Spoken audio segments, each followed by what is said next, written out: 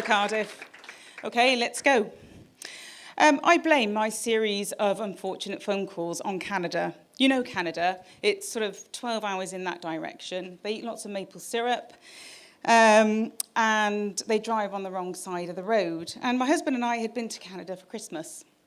We had a really, really nice time. But you know what it's like. You get jet lag, and Carmen Gray and jet lag do not go well together. So my first day back at work was pretty awful, and I was a little bit miserable.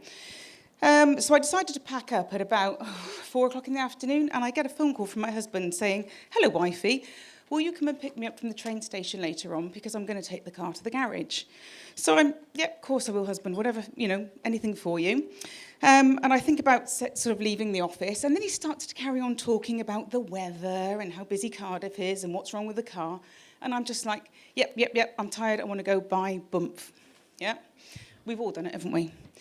So I managed to get him off the phone. I packed up and I left the office, and I took the 20-minute drive home.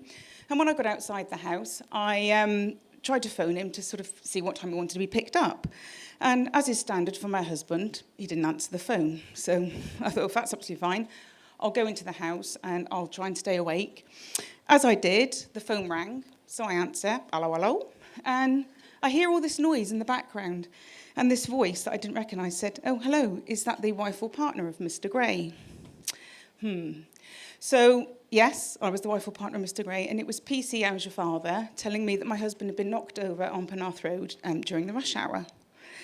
As you can imagine, it was something of a shock. I didn't really know what to do, so I just threw the dog at a neighbour, not physically, go look after the dog, grabbed my keys, grabbed my daughter, grabbed my phone, and we headed off to the Heath Hospital so that we could be there when the ambulance arrived.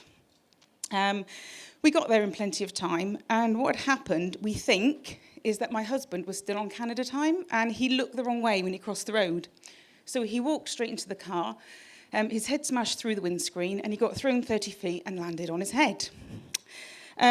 His injuries were pretty severe in his body, but they weren't life-threatening. His leg was not good to man or beast. It was completely smashed, and there was lots of blood. He also, because he landed on his head, had a massive head trauma.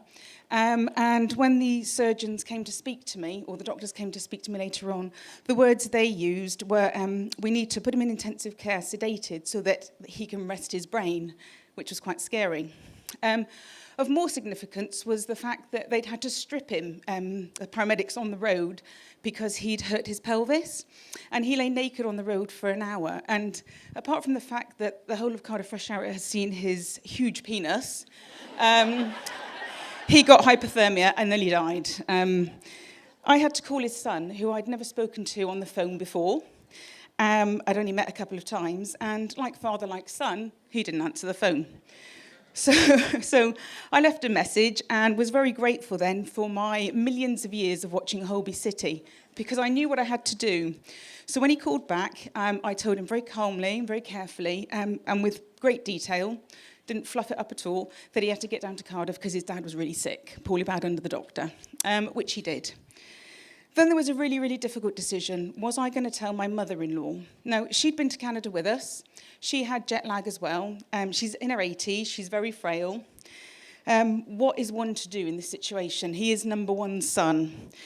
So I did elect, actually, not to tell her, because I thought she'd be better off with an evening's sleep, and she'd be better equipped to deal with what I needed to tell her. And then word started to spread, and the phone calls started coming in. And as you can imagine, my mum got wind of it, and my husband's sister had told all of the relatives, so they started phoning and texting. And in the end, I was more stressed by that than my need to warm my husband up. So I actually switched my phone off and just got rid of them all. I thought it was the better thing to do. What happened? Well, he was in intensive care for 5 days. He was out of hospital within 7. His brain is fine. And he's now training to run the 10K in a couple of months, which I'm really proud of. Although I don't tell him that. Shush, she's over there. And I talk about this night a lot, as you can probably tell. I'm here talking to you about it now, and I think about it a lot. And friends always say to me, that phone call from the police, that must have been the worst phone call of your life. And it was bad, I won't lie. But it wasn't the worst phone call. The worst one was the original phone call with my husband, because I couldn't wait to get him off the phone. And so my advice to you is, if you're ever speaking to someone that you care about, make sure that when they come off the phone, you know how much you love them. Thank you.